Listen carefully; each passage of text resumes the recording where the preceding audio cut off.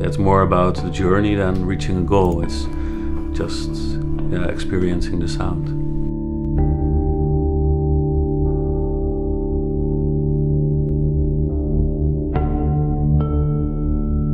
Sound is always for me linked to space, and I see sound and I use sound more as a form of liquefied architecture. And sound is for me what I try to also give the audience, more like a spatial experience than pure the sound in itself.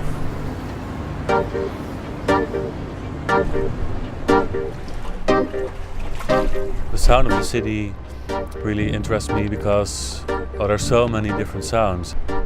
Yeah, you can create an environment, like an environment which you can immerse yourself in and get drowned in.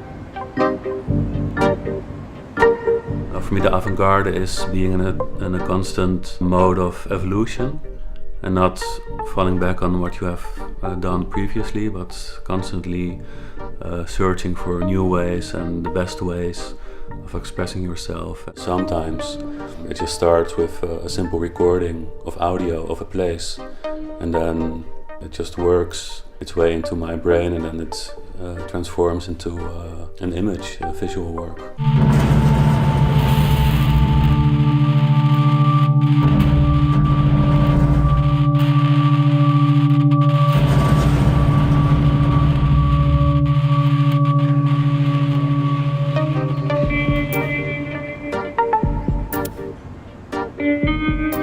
I would like to introduce Lasse Gerrits for his urban research, because I think he really pushes the boundaries for urban planners. Because, for example, he sees chaos not as a problem. Like 99% of urban planners are really scared of chaos and they want to get rid of it and don't use it.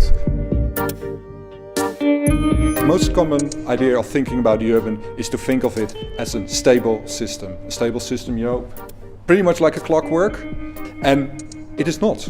It's a dynamic system. It's a far from equilibrium system, which basically means that everything, all the ideas, all the designs, all the policies, all the planning that is built on the assumption of a stable system fail because they address the urban in the wrong way. That's how I work, you know. I can only understand the urban if I question the assumptions underlying the current paradigms of science and the current paradigms of thinking. And once I start doing that, I gain new ideas about the urban, and that increases my understanding of the urban. Because we believe that understanding the urban requires understanding the sounds, the sights, but also the stats, other types of data. So understanding the urban is pretty much about combining all those elements into one coherent whole.